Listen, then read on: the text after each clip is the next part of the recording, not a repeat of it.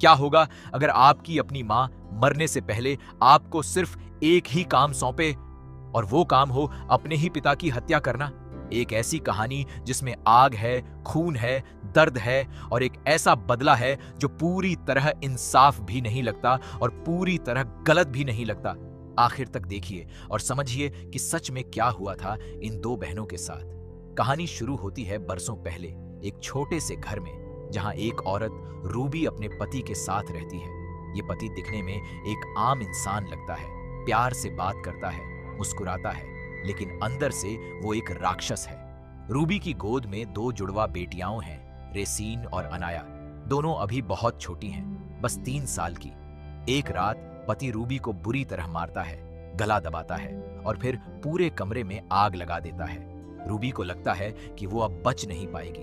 वो अपनी बेटियों को बचाने की कोशिश करती है। अनाया अपनी मां को खींचकर आग से बाहर निकालने की कोशिश करती है और इसी में उसका चेहरा और सीना बुरी तरह जल जाता है। रेसीन का पूरा बायां हाथ जल जाता है।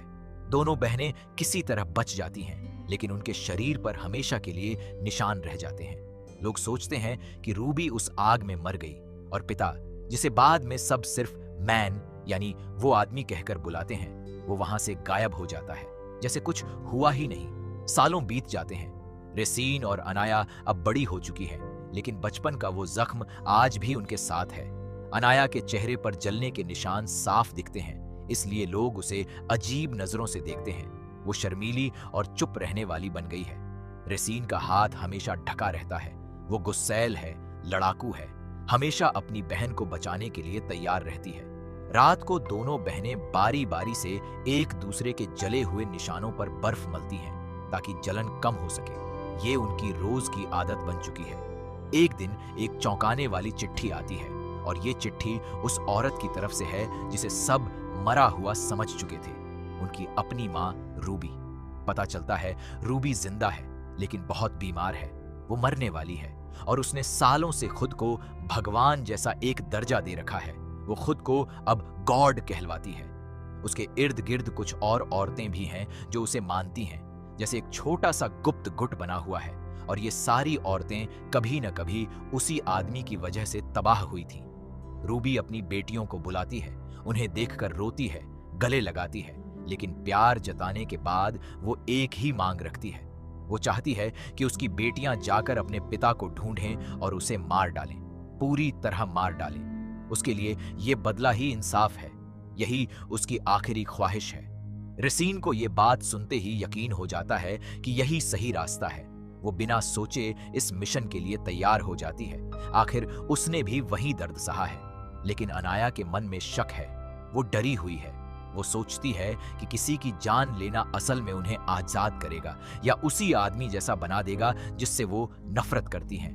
फिर भी बहन के प्यार में और मां की आखिरी इच्छा के आगे अनाया भी इस सफर पर निकल पड़ती है, हालांकि उसका दिल बार बार पीछे खींचता रहता है। दोनों बहनें एक पुरानी धूल भरी कार में बैठकर अमेरिका के दक्षिणी इलाकों में निकल पड़ती हैं अपने पिता का पता लगाने।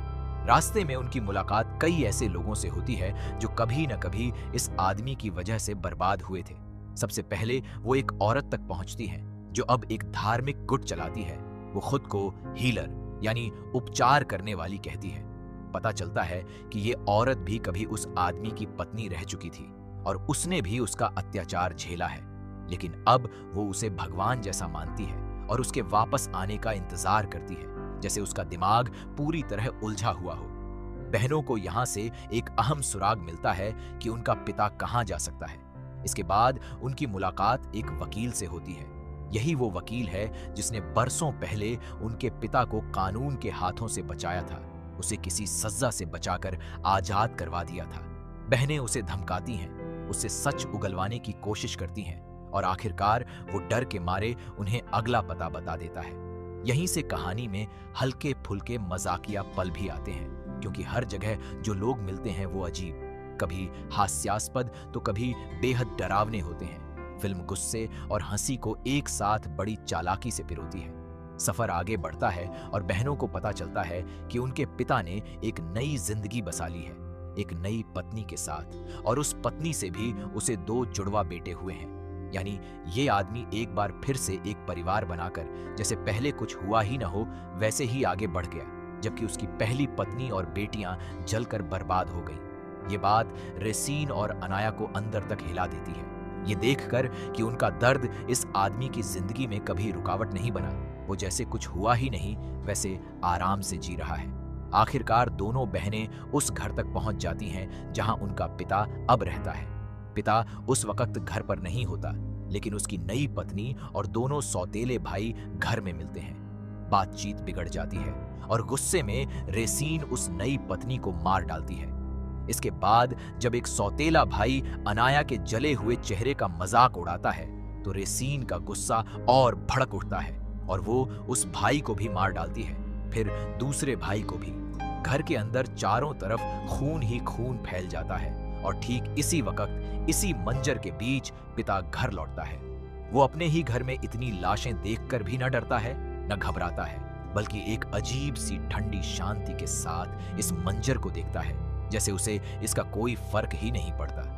यहीं से कहानी अपने सबसे तनाव भरे और भावुक हिस्से में पहुंचती है, जहां सालों की चुप्पी, नफरत और दर्द आमने सामने आ जाते हैं। रेसीन आखिरकार अपने पिता के सामने खड़ी होती है। वो सालों से इसी पल का इंतजार कर रही थी। उसे लगता है कि इस आदमी को मारकर ही उसे और उसकी बहन को असली सुकून मिलेगा। दूसरी तरफ अनाया के मन में अब भी उलझन है।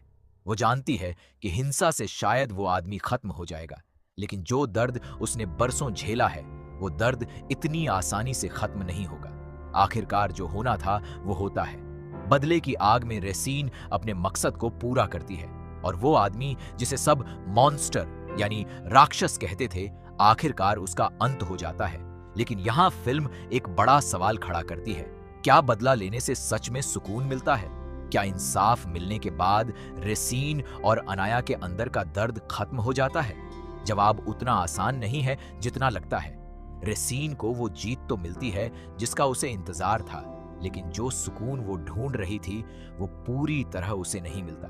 अनाया समझ जाती है कि हिंसा किसी इंसान को खत्म कर सकती है, लेकिन जो सदमा और दर्द वर्षों में जमा हुआ है वो यूं ही मिट नहीं जाता। कहानी के आखिर में दोनों बहनें जिंदा तो बच जाती हैं। दोनों शारीरिक रूप से सुरक्षित हैं, लेकिन उनके अंदर एक अजीब सी खामोशी छा जाती है, जैसे वो न पूरी तरह आजाद हुई हैं और न पूरी तरह चैन से हैं।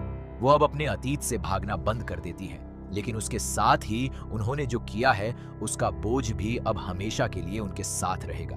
फिल्म ये नहीं दिखाती कि बदला लेना कोई जीत की खुशी लेकर आता है, बल्कि ये दिखाती है कि गुस्सा और नफरत एक पीढ़ी से दूसरी पीढ़ी में कैसे विरासत की तरह आगे बढ़ते रहते हैं। ये कहानी सिर्फ दो बहनों के बदले की नहीं, बल्कि इस बात की भी है कि एक औरत का दर्द किस तरह उसकी बेटियों में और उसके आसपास हर उस इंसान में फैलता चला गया जो कभी उस आदमी के संपर्क में आया। रेसीन और अनाया एक दूसरे की ताकत है, एक दूसरे की कमजोरी भी, और आखिर तक उनका रिश्ता ही इस पूरी कहानी की असली जान बना रहता है। दोनों बहनें अलग स्वभाव की हैं, एक गुस्सैल और लड़ाकू, दूसरी शांत और डरी हुई, लेकिन दोनों मिलकर एक ऐसी ताकत बन जाती है जिसे कोई रोक नहीं पाता।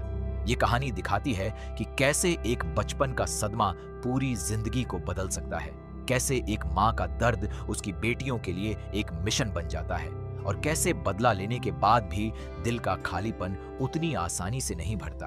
अगर आपको ये कहानी पसंद आई हो, अगर इस कहानी ने आपके अंदर भी कुछ महसूस कराया हो, तो वीडियो को लाइक जरूर करें और चैनल को सब्सक्राइब करना ना भूलें।